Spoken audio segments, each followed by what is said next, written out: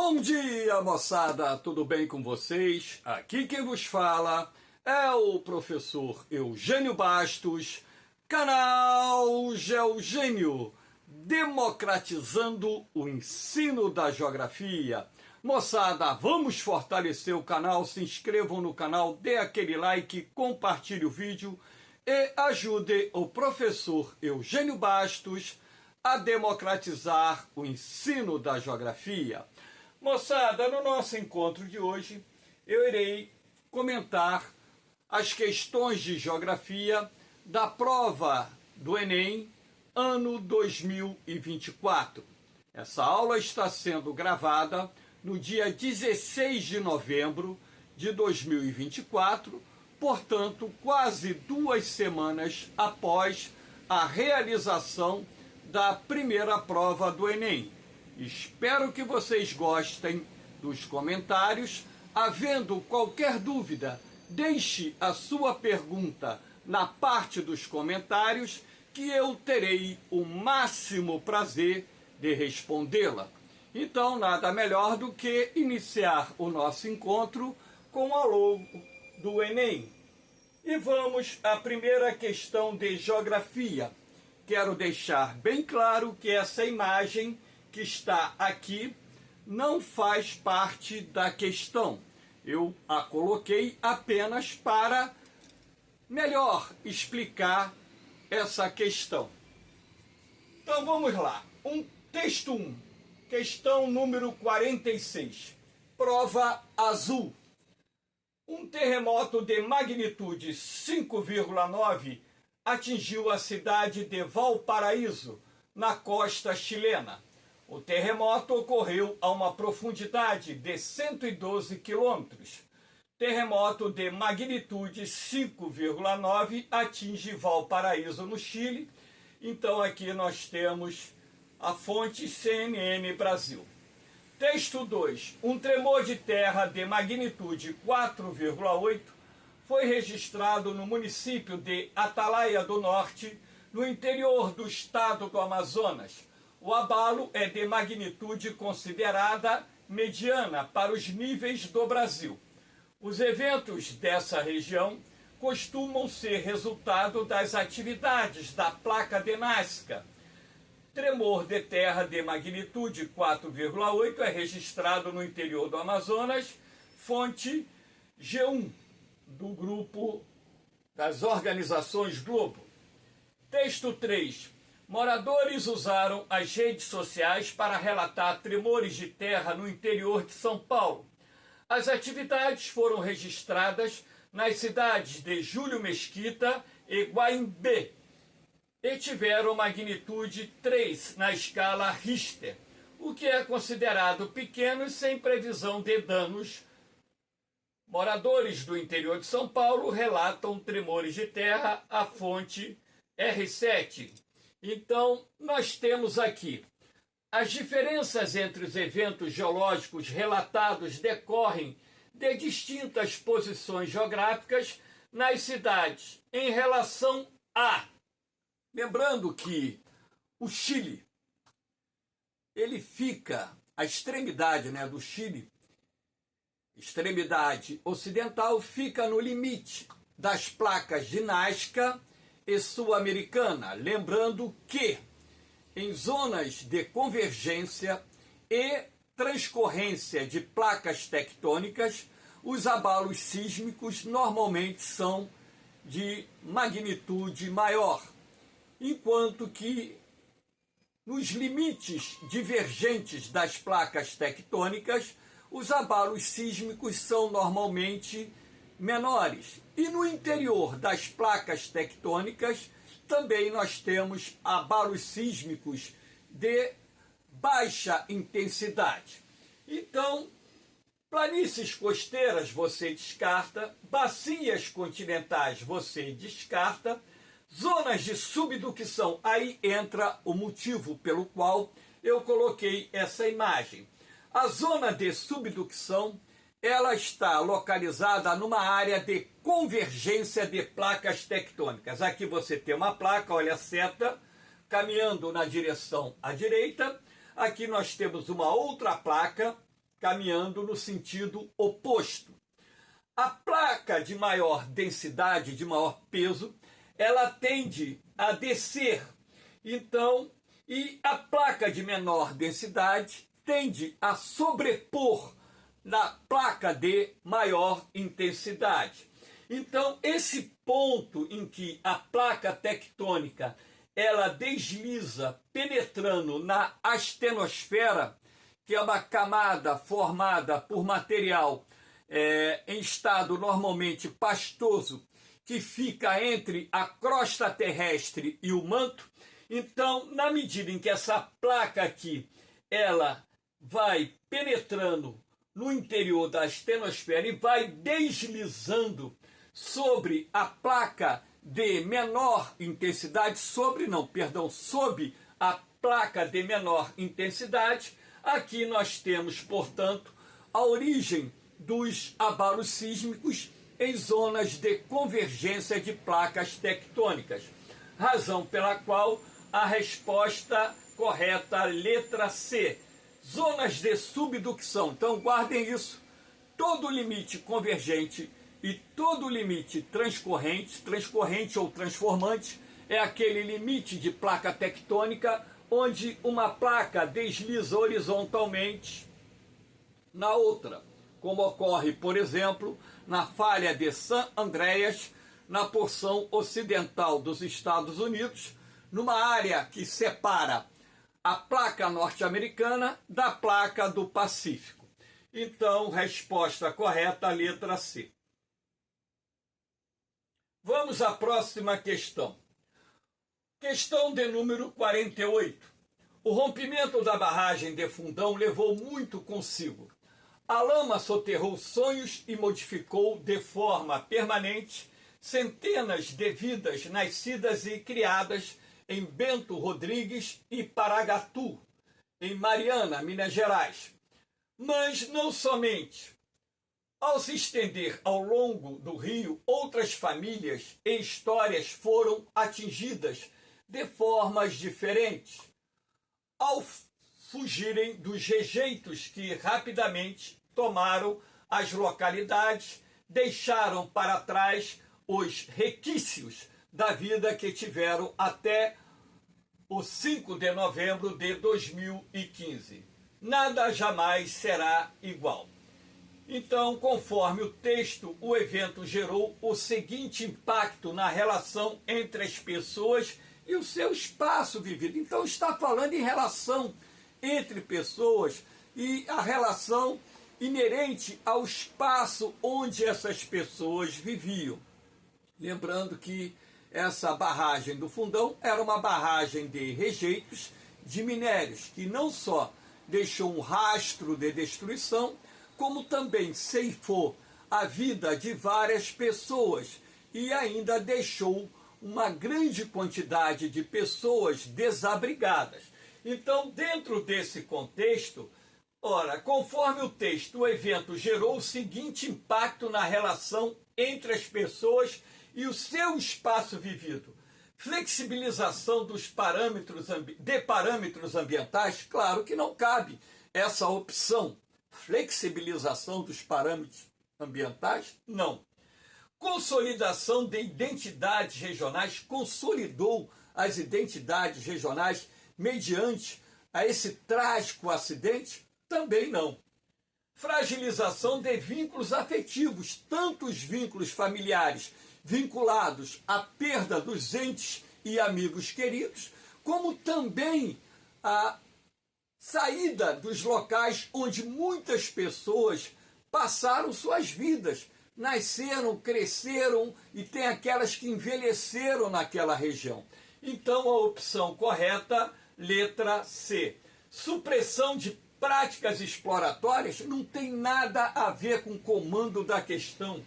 Recuperação de tradições ancestrais quer dizer que esse acidente gerou a recuperação de tradições ancestrais. Ainda tem muitas famílias que lutam até hoje pela indenização, pelos danos materiais que sofreram, enfim. Então, resposta correta da 48, letra C. Vamos à questão de número 53.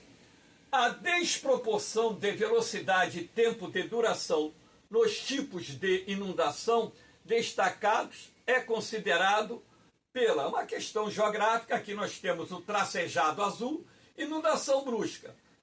O tracejado vermelho, inundação gradual. Então, como é que você mataria essa questão com muita facilidade para não perder tempo?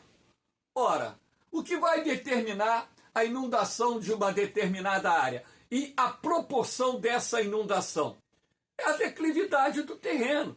Então, quanto mais acidentado for o terreno, a água mais rapidamente fluirá. Então, logicamente, que pode até acontecer inundações em áreas ribeirinhas, mas cujos impactos são mínimos. Agora, naquelas áreas onde a declividade do terreno é menor, o fluxo de água perde velocidade, razão pela qual, dependendo do montante e da durabilidade da chuva, então você vai ter uma inundação mais acentuada e mais demorada. Então, qual é a resposta que cabe aqui? Variabilidade solar anual? Pô, não tem nada a ver. Temperatura média mensal? Também não tem nada a ver, está falando de inundação. Declividade do relevo local é a resposta certa, não poderia ser outra diferente. Dinâmica tectônica regional, o que tem a ver a tectônica, o movimento tectônico com essa questão de inundação? Gradação da turbidez fluvial, ou seja, da quantidade de partículas em suspensão na água, não tem nada a ver com aquilo que foi mencionado no comando da questão. Então, resposta correta, letra C. 53. Espaços públicos não são produtos dados e acabados. Uma instituição que, uma vez estabelecida, traria a paz da consensualidade e a perfeita igualdade, são os lugares em que os problemas aparecem e se transformam em debate, em diálogo, em possibilidade de ajuste e compromissos. Por isso não anulam os conflitos, ao contrário, são canais de comunicação e de visibilidade de oposições. As características descritas no texto exibem a importância dos espaços políticos para prática do lazer, espaços políticos, prática do lazer, vigilância da sociedade, espaços políticos, está relacionado a esse contexto da vigilância da sociedade, erradicação da violência ou construção da democracia. Então, a partir do momento que você tem os dados que irão ser apresentados aos diferentes tipos de problemas que possam ocorrer num determinado espaço geográfico, seja ele urbano ou até mesmo venha a ser ele rural. Aqui está falando, aparece e se transforma em debate. Então, a partir do momento que você tem debate sobre um tema qualquer, você está desenvolvendo o quê? Os princípios da democracia. Então, a resposta só poderia ser letra D, construção da democracia. Diversificação do trabalho também, uma opção que não tem nada a ver com o comando da questão. Então, questão 53, D de dado. Vamos a 65. Como conclusão provisória, parece então que a globalização tem sim o efeito de contestar e deslocar as identidades centradas e fechadas de uma cultura nacional. Ela tem um efeito pluralizante sobre as identidades, produzindo uma variedade de possibilidades e novas posições de identificação, e tornando as identidades mais posicionais, mais políticas, mais plurais e diversas, menos fixas, unificadas ou transhistóricas. De acordo com o texto, o processo apresentado contribui para... Então você tem, a questão cultural que está sendo abordada no comando da questão, no texto introdutório da questão. Então, lembrando que a globalização é um processo que promove a crescente integração política, econômica e cultural entre diferentes países do mundo. Se bem que a globalização cultural, ela sofre restrições em determinadas áreas do planeta, sejam elas por questões políticas, sejam elas por questões, por exemplo, religiosas. Então, você pode falar, por exemplo, que a Coreia do Norte é um país que está plenamente integrado ao processo de globalização? Claro que não. Então, é apenas um exemplo. Então, de acordo com o texto, o processo apresentado contribui para elevar a renda da população, está fora do contexto do texto. Então, você descarta. Abandonar os valores morais, desde quando o texto traz um indicativo dentro desse contexto? Não. Estabelecer igualdade racial, desde quando se está trabalhando aqui no texto com a questão do racismo? Então você descarta. Fortalecer as pautas das minorias, sim, como forma de preservar as culturas, as tradições de determinados povos, de determinadas localidades, nas diferentes regiões do planeta, nos diferentes países do mundo. Então, resposta correta, a letra D. Inverter os fluxos das migrações, desde quando o texto está falando em movimento migratório, em deslocamentos populacionais. Então, só caberia aí a letra D de dado. Questão 66. Em 1960, a primeira pílula anticoncepcional foi comercializada nos Estados Unidos e, em poucos anos, o método contraceptivo se difundiu pelo mundo, inclusive no Brasil.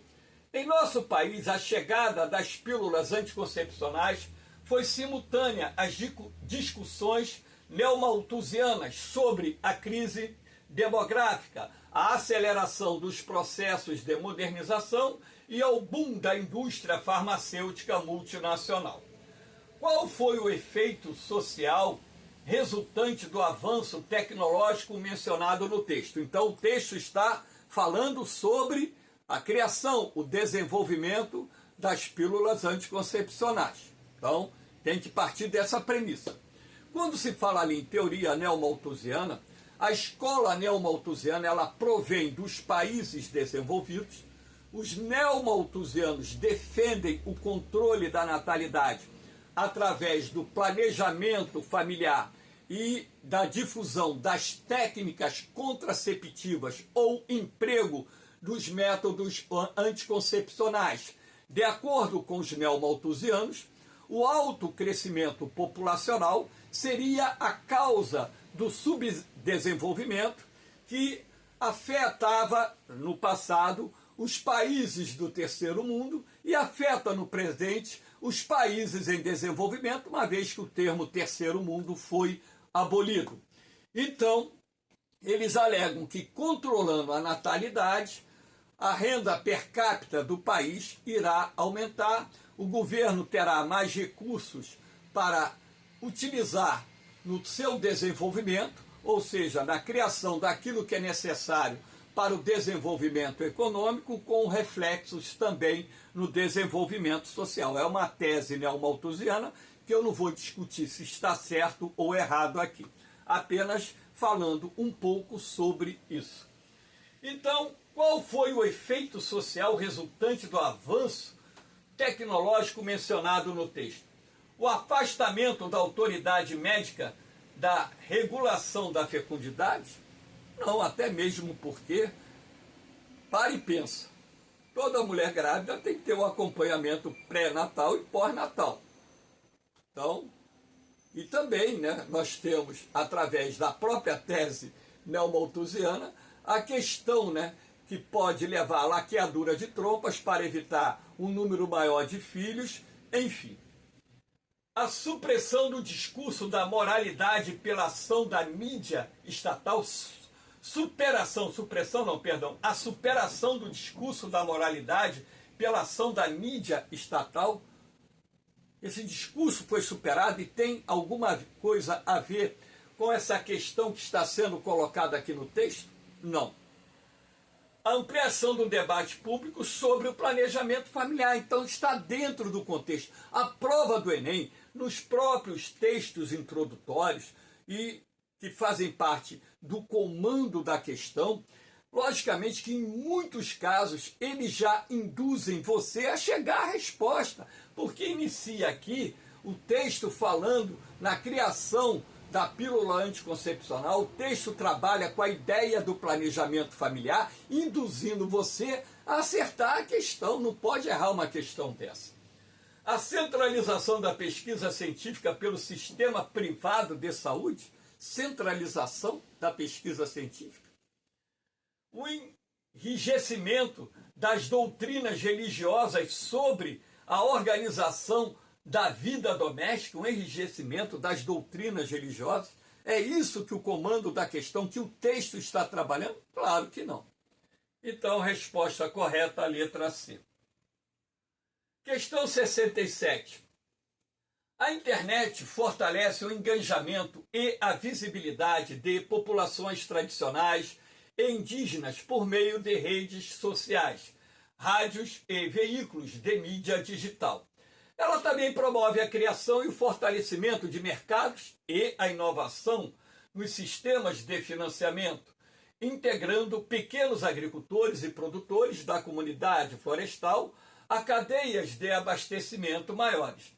Então, a adoção da tecnologia mencionada amplia a rentabilidade das comunidades citadas ao possibilitar, só caberia aqui a valorização da economia local. Então, como eu disse ainda há pouco, o texto e o comando da questão estão induzindo você a chegar na resposta. Então, se está falando aqui na questão da importância da internet, que fortalece os mercados, e também com a questão da inovação dos sistemas de financiamento, integrando pequenos agricultores e produtores da comunidade florestal a cadeias de abastecimento, então isso está induzindo você à resposta, à valorização da economia local, porque a internet hoje ela tem um papel muito grande, inclusive uma das razões pelas quais muitas lojas hoje, inclusive, né, fora aqui dentro do contexto da questão, muitas lojas hoje, se não trabalharem também com seus sites de venda, elas passam a ter dificuldades por causa dos sites de venda, inclusive de grandes grupos empresariais que se especializaram em fornecer uma gama de produtos aos produtores. E através da internet, até essas comunidades locais, elas conseguem difundir os seus produtos, sejam eles produtos derivados do artesanato, sejam eles produtos como doces em conservas e tantos outros, né, que são produzidos por comunidades locais que chegam cada vez mais ao mercado consumidor e toda uma cadeia e logística de distribuição em função da disseminação da informação daquilo que está sendo produzido em determinadas áreas. Então só caberia aqui a letra A. Questão 68. Uma única árvore joga entre 300 e 1.000 litros de água por dia para a atmosfera. Considerando a demanda mínima que uma pessoa consome de água, ou seja, 120 litros por dia, aí está incluindo o banho, tá? Uma única árvore pode ser capaz de produzir água para até 8 pessoas. Texto 2. A Amazônia perdeu diariamente uma área de floresta maior do que 4.000 campos de futebol apenas em setembro de 2021. Um campo de futebol das dimensões do Maracanã tem cerca de 1 hectare, 10.000 metros quadrados, ou seja, 4.000 campos de futebol por dia, de acordo com os dados desse texto. Em todo mês foram devastados 1.224 quilômetros quadrados, o que corresponde ao tamanho da cidade do Rio de Janeiro. E é a pior marca para setembro em 10 anos.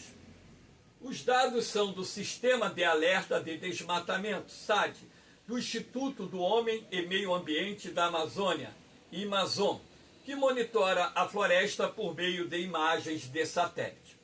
Para a região amazônica, a relação entre as informações dos textos indica uma redução da circulação de ventos alísios. Não, ventos alísios são ventos que sopram das imediações dos trópicos em direção à linha do Equador. Tá? Esses ventos sopram algumas centenas de metros acima da superfície. B. Aquecimento dos solos locais. Ora, aquecimento dos solos locais, a partir do momento em que você destrói a floresta, isso vai acontecer, tá? Aquecimentos dos solos locais. Então, isso aí, cara, dá para uma contestação. Dá para contestar, tá? Porque a floresta, ela protege o solo da ação direta dos raios solares. Então, a partir do momento que você desmata, a radiação solar atinge diretamente o solo. Então, isso vai promover um maior aquecimento da superfície do solo. Então, como fala em redução, então, se fosse o aumento, isso aqui estaria correto. Então, aqui está falando em redução, então, redução do aquecimento dos solos não caberia. Mas eu quero deixar bem claro que o desmatamento aumenta o aquecimento do solo, até para que vocês tenham ideia para futuras questões. Redução da média de temperatura oceânica? Não. A partir do momento que você desmata, e o desmatamento ele contribui para o aquecimento global, para a elevação da temperatura global, isso também vai se refletir no mar. Então você vai ter o aumento da temperatura oceânica, que está também condicionado ao processo do aquecimento global, que não deriva exclusivamente do aumento da concentração de gases do efeito estufa na atmosfera. Índice de refletividade superficial vai reduzir o índice? Não, vai aumentar o índice, até mesmo porque as folhas das plantas absorvem a luz solar, enquanto que, dependendo da tonalidade da superfície que está recebendo esses raios solares, você terá uma maior reflexão da luz solar, ou seja, o albedo vai se intensificar.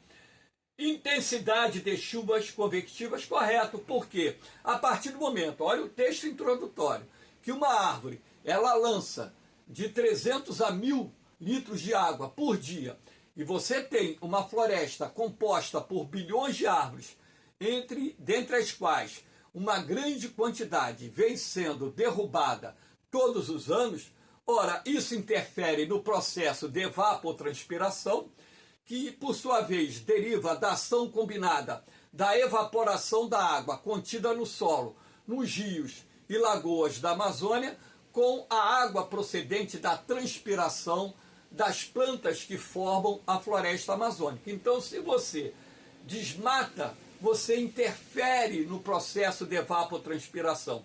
Então, isso contribui para a redução dos padrões de umidade relativa do ar, umidade relativa e também a umidade absoluta do ar. E sendo assim, isso vai acabar interferindo nas chuvas. Como a Amazônia é uma região dominada pelo clima equatorial, onde se faz calor o ano todo, o principal tipo de chuva que ocorre na região durante o ano, chuvas de efeito convectivo, que são chuvas que ocorrem em dias de muito calor. Então, calor e umidade que existem na Amazônia são fatores primordiais para a formação das chuvas convectivas na região. Aqui nós temos, essa imagem não faz parte da questão, coloquei apenas para enriquecê-la. Aqui nós temos uma nuvem do tipo cúmulos nimbus, uma nuvem de grande crescimento vertical, que pode atingir 12, 13 quilômetros de altura, e esse tipo de nuvem é que provoca a chuva convectiva, que é acompanhada de descargas elétricas, rajadas de vento e, vez por outra, também a precipitação de granizo. Então, a resposta correta, letra E. Questão 70. Cada objeto é, em si mesmo, um sistema funcionando sistematicamente. Um grande supermercado ou shopping center seria incapaz de existir se não fossem servidos por vias rápidas, estacionamentos adequados e acessíveis, sistemas de transportes públicos com horários regulares e conhecidos, e se, no seu próprio interior, as atividades não estivessem subordinadas a uma coordenação. Esse é o caso dos armazéns, dos silos, os portos, a rede rodoviária de um país e, sobretudo, a rede ferroviária, são exemplos de objetos complexos e sistêmicos. Então, o texto ele trabalha com a ideia da importância dos sistemas de transportes para o abastecimento, o escoamento da produção, enfim. De acordo com o texto, o território torna-se cada vez mais dotado de objetos com a finalidade de intensificar a... Aqui está falando de fluxo. Transportes é fluxo de mercadorias, de produtos, das mais diferentes naturezas. Então, desindustrialização da economia, totalmente fora do contexto. Desregulamentação do mercado. O que isso tem a ver? Desregulamentação do mercado. Concentração da produção.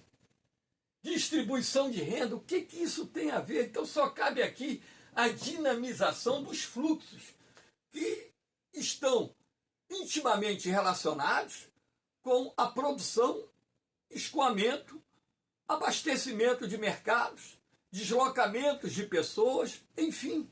Então, só cabe aqui a resposta letra E.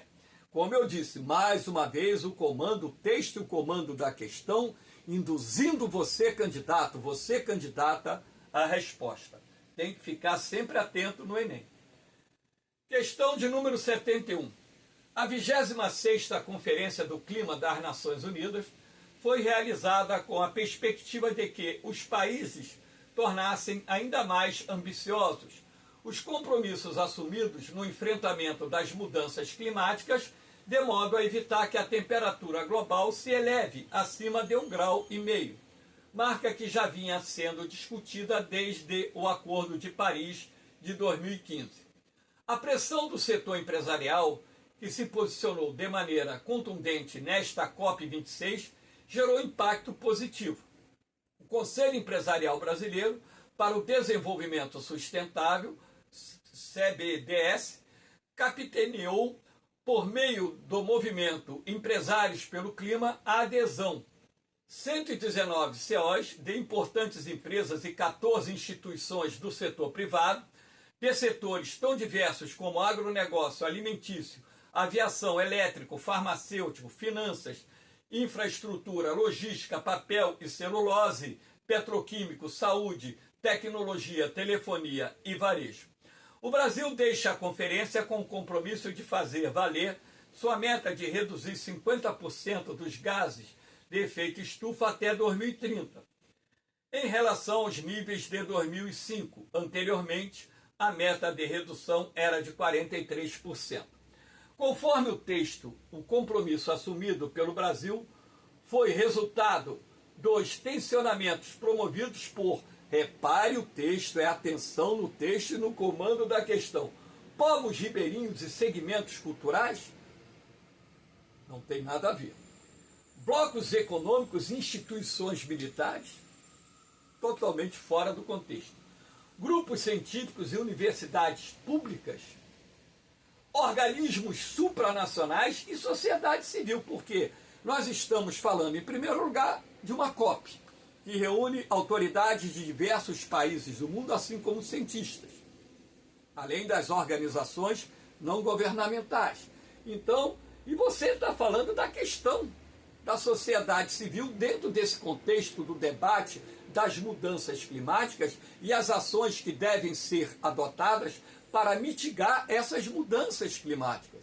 E o compromisso no próprio texto de um grupo de empresários brasileiros dos diferentes setores produtivos da economia, assumindo também o papel, a responsabilidade de adotar medidas para reduzir as emissões dos gases do efeito estufa. Então a resposta correta é a letra D. Agentes governamentais e demanda turística, o que tem a ver demanda turística com isso? Então descarta, letra D, resposta correta. 79. O que alicerça, portanto, o acolhimento de refugiados pelos Estados gira em torno da fronteira erguida entre inclusão e exclusão, admissão e rejeição, desejáveis e indesejáveis.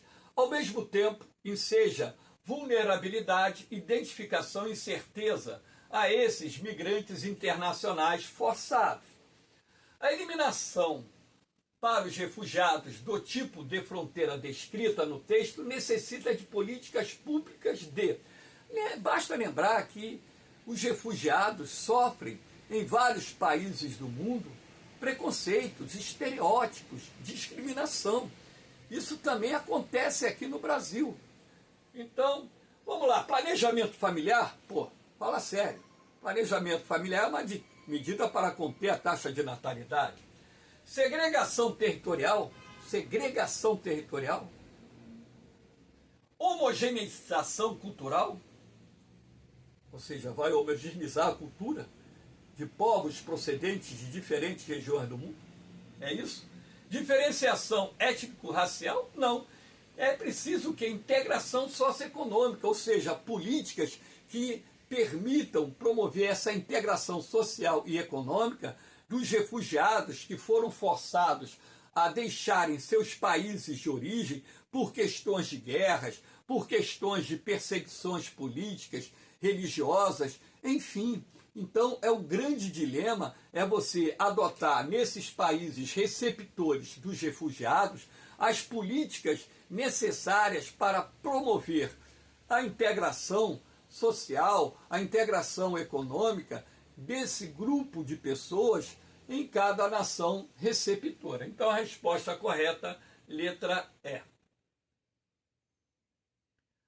Questão 83. A finalidade mais marcante em toda a história dos mapas, desde o seu início, teria sido a de estarem sempre voltados à prática, principalmente a serviço da dominação do poder.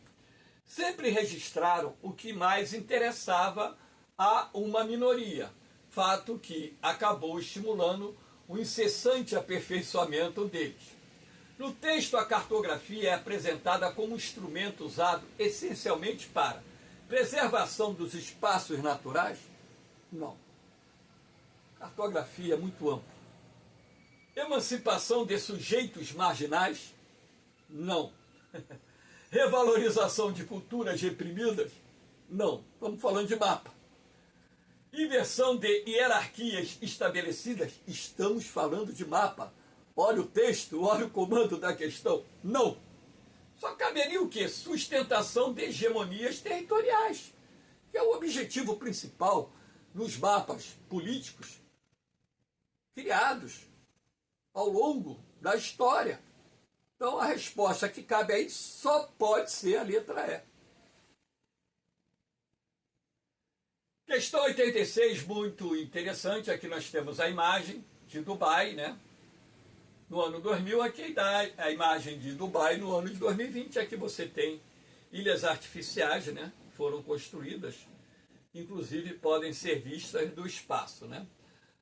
Não vou dizer em área, numa altitude muito elevada não, mas do espaço você vê essas ilhas artificiais. A comparação entre as imagens de satélite indica a ocorrência de um processo de conservação de lugares afetivos? O espaço aqui foi alterado, então você descarta. Aumento das áreas desertificadas? Tem isso aqui? Claro que não. E até se você comparar um mapa com outro, você vê aqui verde. Ampliação de áreas verdes, isso é a criação de parques. Áreas de reflorestamento em Dubai em curso. Redefinição de fronteiras nacionais? Não. Estou falando aqui de Dubai. Artificialização do espaço geográfico. Por que isso? Olha as ilhas artificiais que não estão aqui. Então, o aluno, o candidato, ele deveria estabelecer um padrão comparativo entre a imagem do texto 1 e a imagem do texto 2. Chegaria a resposta sem muita dificuldade, eu considero essa questão também dada. Mudança da dinâmica macroclimática não tem nada a ver com aquilo que está sendo apresentado na questão.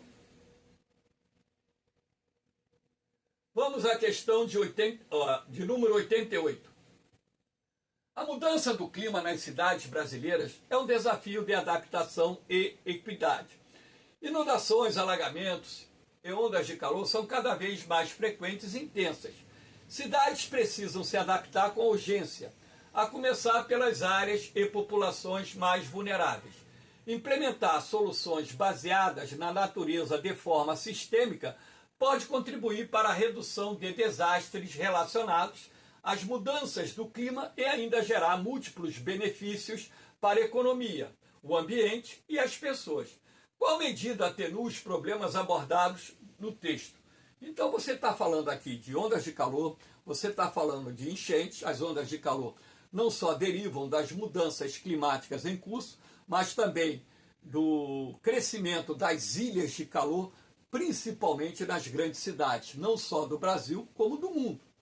E as inundações que tornam-se mais frequentes nas cidades, elas resultam não só em períodos sazonais mais chuvosos, que de tempos em tempos ocorrem nas cidades, como também da questão da impermeabilização do solo urbano, com asfalto, cimento, por exemplo, que são materiais com baixo poder de absorção da água da chuva. Então a água da chuva escoa superficialmente e ao escoar superficialmente, essa água vai para as galerias de águas pluviais que desaguam nos rios. Aí você tem também a canalização dos rios, você tem a questão do assoreamento dos rios e outros fatores que acabam contribuindo direta e indiretamente para a potencialização das inundações. Então, qual medida atenua os problemas abordados no texto? A criação de faixas sinalizadoras, isso vai atenuar as ondas de calor, as enchentes. Incineração de resíduos sólidos. Isso tem alguma coisa a ver com o texto e o comando da questão? Não. Implantação de parques públicos, sim. Inclusive com arborização. Eu acho que todo mundo já percebeu que onde há árvores as temperaturas são mais amenas, mais agradáveis. E também a criação desses parques com o solo exposto. O solo, ele funciona como esponja, ele absorve a água da chuva.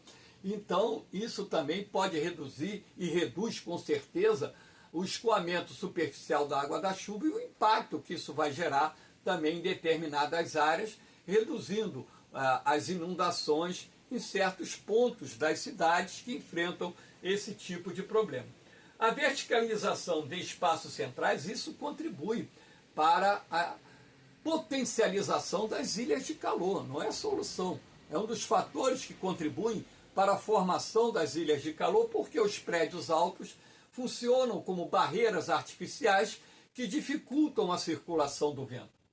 Construção de estacionamentos privados, o que isso tem a ver com o texto e o comando da questão? Então, resposta correta, letra C. E aqui nós temos mais uma questão. O Conselho de Segurança da Organização das Nações Unidas, ONU, é, junto com a Assembleia Geral, um dos principais órgãos de tomada de decisão dentro da entidade. O Conselho lida com questões de segurança e paz internacionais, além de recomendar a admissão de novos membros à Assembleia Geral e aprovar mudanças na Carta das Nações Unidas. 5 dos 15 membros são permanentes e podem vetar resoluções, o que ocorreu 261 vezes até 2020. Os 5 membros permanentes da ONU, Estados Unidos, Conselho de Segurança, 5 membros permanentes do Conselho de Segurança, Estados Unidos, Inglaterra, França, Rússia e China. Esses 5 membros têm poder de veto. A composição e o funcionamento do organismo internacional apresentados revelam a seguinte característica das relações internacionais entre os países membros. Igualdade militar? Não, claro que não. Há uma disparidade enorme entre o poder militar existente entre as nações filiadas à ONU.